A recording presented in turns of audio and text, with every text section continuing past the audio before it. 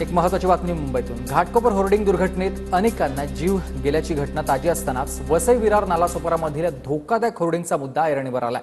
विरार पश्चिमेकडील जकात नाका भागात एकाच पिलरवर 2 धोकादायक होर्डिंग आहेत, तर दुसऱ्या बाजूला हायटेन्शन विजेच्या खांबाला चिटकून एक होर्डिंग लावण्यात आलेला आहे।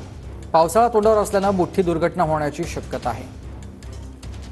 घाटकोपर होर्डिंग दुर्घटनेमुळे अनेकांचा जीव गेल्याची घटना ताजीच असताना वसई विरार नालासोपाऱ्यामध्ये धोकादायक होर्डिंगचा प्रश्न हा ऐरणीवर आलेला आहे।